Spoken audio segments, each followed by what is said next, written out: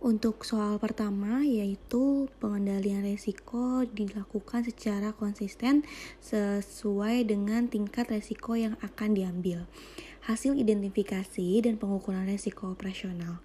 Dalam penerapan pengendalian risiko operasional, perusahaan dapat mengembangkan program untuk memitigasi risiko operasional. Sebutkan dan jelaskan upaya mitigasi risiko operasional tersebut serta berikan contohnya. Saya akan memberikan salah satu contoh terkait mitigasi risiko operasional. Salah satunya yaitu perusahaan yang ada di Indonesia, yaitu PT Merx Tbk, menghadapi berbagai risiko operasional dalam rantai pasoknya. Nah, di sini termasuk resiko pasoknya, pasokan, pengendalian, permintaan, dan proses. Untuk mengidentifikasi dan mitigasi resiko-resiko tersebut, perusahaan menerapkan metode Host of Risk atau HOR. Berikut yaitu langkah-langkah mitigasi yang dilakukan. Yang pertama yaitu penerapan perhitungan forecast accuracy, menjadikan akurasi peramalan sebagai indikator kinerja perusahaan dengan mengukur dan memantau akurasi peramalan permintaan produk untuk meningkatkan perencanaan produk dan pengadaan.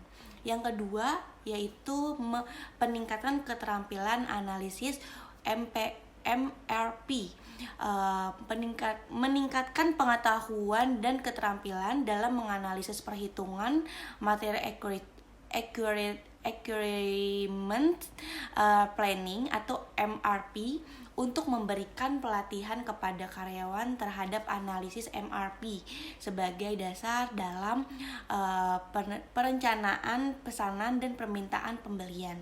Yang ketiga yaitu kontrol jumlah permintaan dalam frozen period. Nah, pengendalian jumlah permintaan sesuai dengan batasan yang ditentukan dalam periode beku atau frozen period. Agar menetapkan periode di mana perubahan permintaan tidak diperolehkan untuk memastikan stabilitas perencanaan produksi. Yang keempat yaitu peninjauan dan pembaruan standar lead time order material, menyesuaikan waktu tunggu pemesanan material berdasarkan kondisi terkini untuk melakukan evaluasi rutin terhadap standar lead time dan pembaruannya sesuai dengan situasi aktual untuk meningkatkan efisiensi rantai pasok.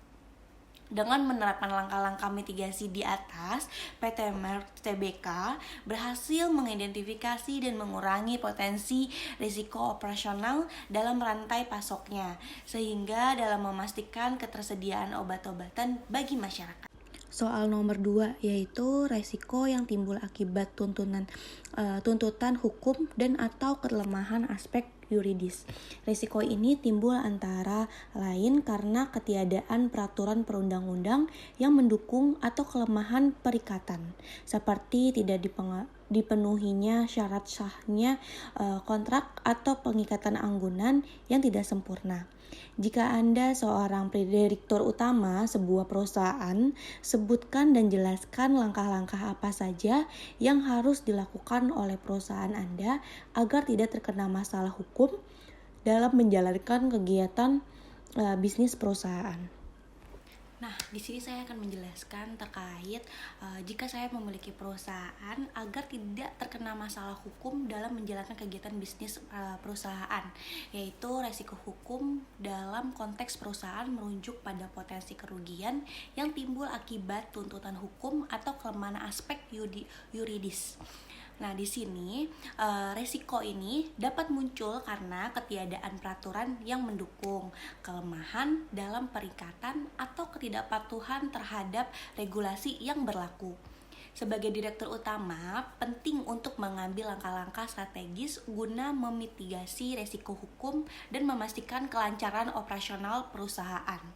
Berikut adalah beberapa langkah yang dapat diambil. Yang pertama, kepatuhan terhadap regulasi atau compliance.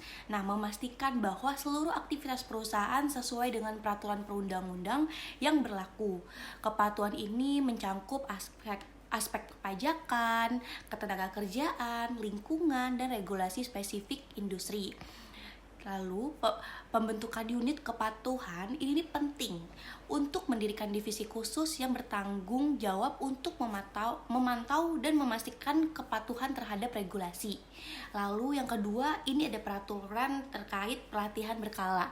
Nah, di sini memberikan pelatihan rutin kepada karyawan mengenai perubahan regulasi dan implikasinya terhadap operasional perusahaan.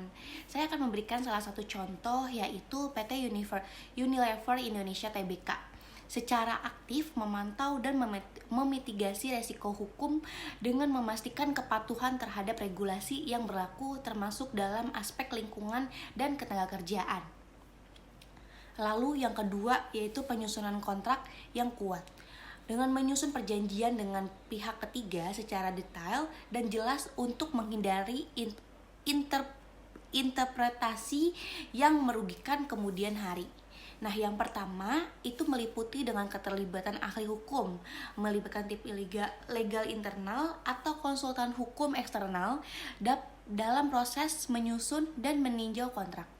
Yang kedua yaitu konsul penyelesaian sengketa. Klausul penyelesaian sengketa. Nah, penambahan klausul ini yang mengatur mekanisme penyelesaian jika terjadi perselisihan seperti arbitri atau mediasi. Nah, contohnya PT Raja Wali Nusantara Indonesia atau RNI dengan menerapkan manajemen risiko korporat dengan memastikan bahwa semua kontrak perjanjian memenuhi standar hukum yang ketat untuk menghindari potensi resiko hukum. Nah, yang ketiga yaitu audit hukum berkala. Dengan melakukan pemeriksaan rutin terhadap aspek legal perusahaan untuk mengidentifikasi dan memperbaiki potensi kelemahan sebelum menjadi masalah serius. Nah, yang pertama itu ada audit internal. Tim legal internal melakukan peninjauan berkala terhadap dokumen dan prosedur perusahaan. Nah, ini juga bisa menggunakan audit eksternal. Nah, untuk ini mengundang firma hukum independen untuk melakukan evaluasi menyeluruh terhadap kepatuhan hukum perusahaan. Contohnya nih, yaitu PT Indofood Sukses Makmur Tbk dengan menerapkan sistem manajemen keselamatan dan kesehatan kerja yaitu SMK 3 yang efektif untuk mengurangi resiko hukum terkait keselamatan kerja.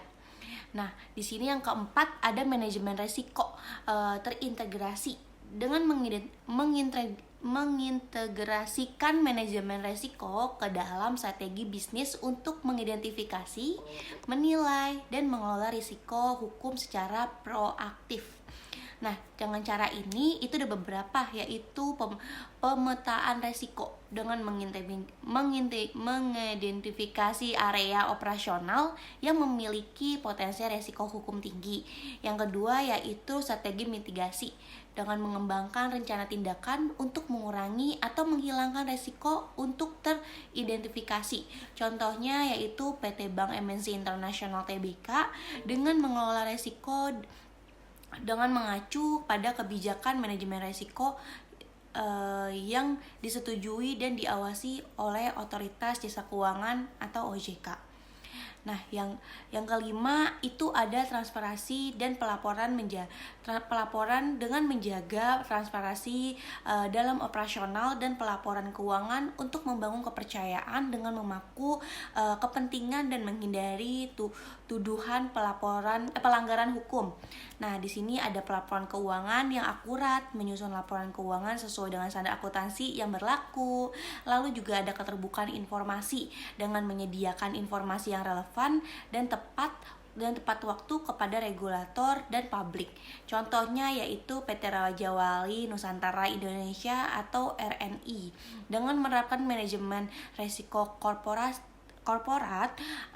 yang fokus pada transparansi dan kepatuhan terhadap peraturan untuk menghindari resiko hukum.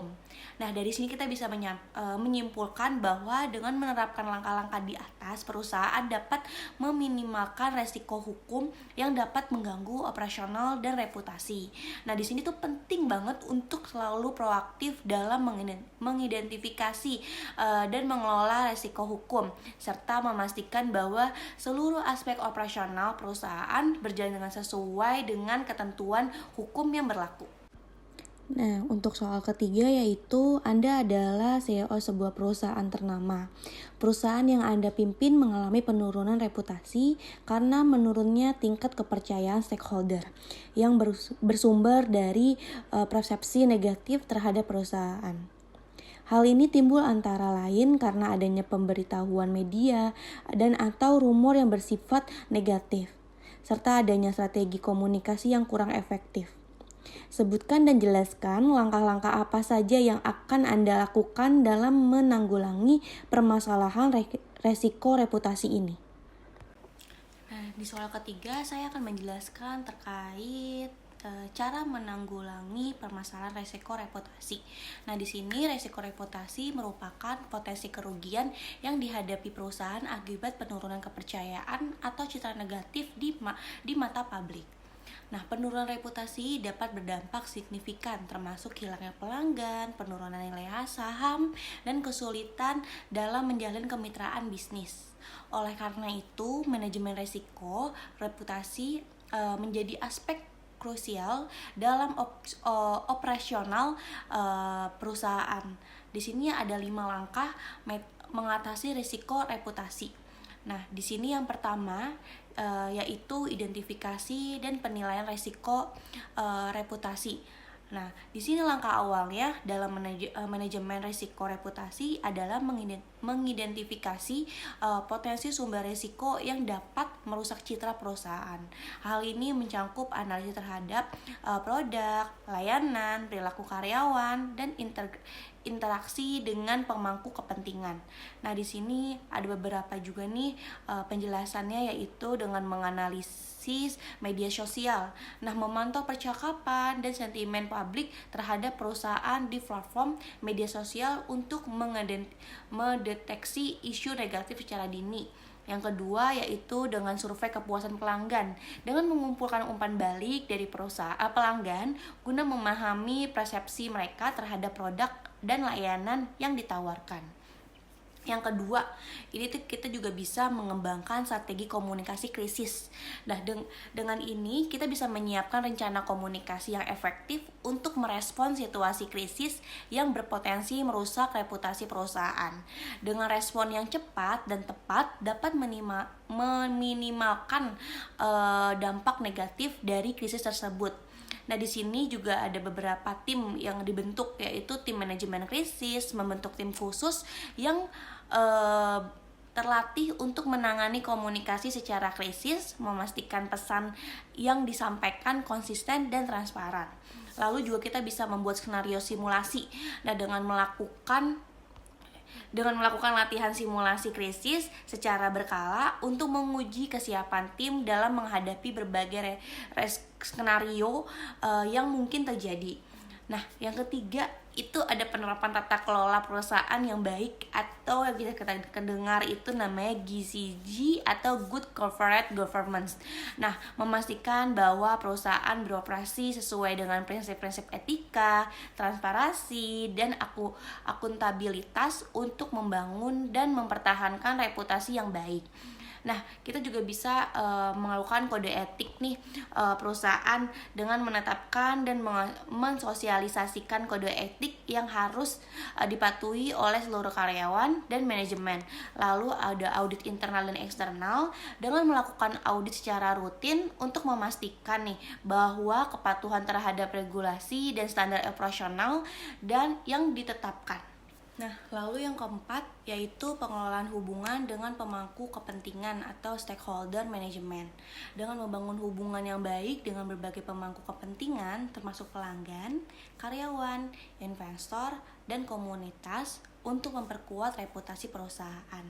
Di sini ada beberapa nih yang akan dijelaskan, yaitu pertama ada program tanggung jawab sosial perusahaan atau CSR. Nah, dengan melaksanakan program CSR ini yang relevan dan berdampak positif bagi masyarakat sekitar. Lalu yang kedua yaitu keterlibatan dalam komunitas dengan mempartisipasi aktif dalam kegiatan komunitas untuk membangun citra positif dan kepercayaan publik. Ya, di sini yang terakhir ada yang kelima nih untuk langkah-langkahnya itu pemantauan dan evaluasi berkala. Nah, dengan kita melakukan pemantauan dan evaluasi secara rutin terhadap upaya manajemen risiko reputasi untuk memastikan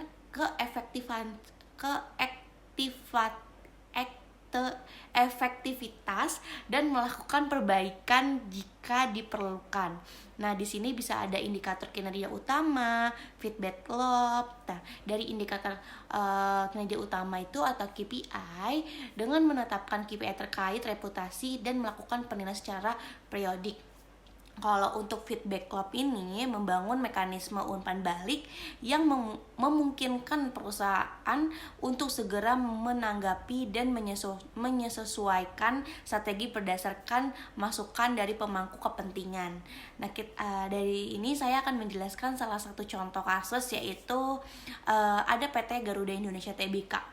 Sebagai salah satu maskapai penerbangan internasional atau nasional nih yang ada di Indonesia, pernah menghadapi tantangan terkait risiko reputasi. Dalam upaya memulihkan citra perusahaan, Garuda Indonesia menerapkan beberapa strategi, antara lain yaitu strategi bolstering, ya, dengan meningkatkan citra positif dengan menonjolkan prestasi dan keunggulan layanan yang dimiliki perusahaan.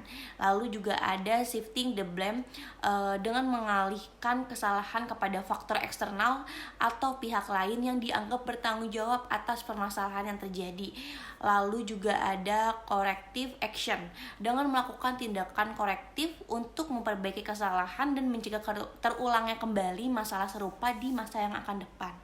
Nah, lalu juga ada compensation dengan memberikan kompensasi kepada pihak-pihak yang dirugikan sebagai bentuk tanggung jawab upaya pemulihan kepercayaan. Nah, dengan penerapan strategi ini menunjukkan komitmen Garuda Indonesia dan pengelolaan dan memitigasi resiko reputasi yang dihadapi perusahaan. Dengan menerapkan langkah-langkah di atas, perusahaan dapat lebih siap dalam menghadapi dan mengelola resiko reputasi sehingga mampu mempertahankan kepercayaan publik dan keberlanjutan bisnis dalam jangka panjang. Terima kasih.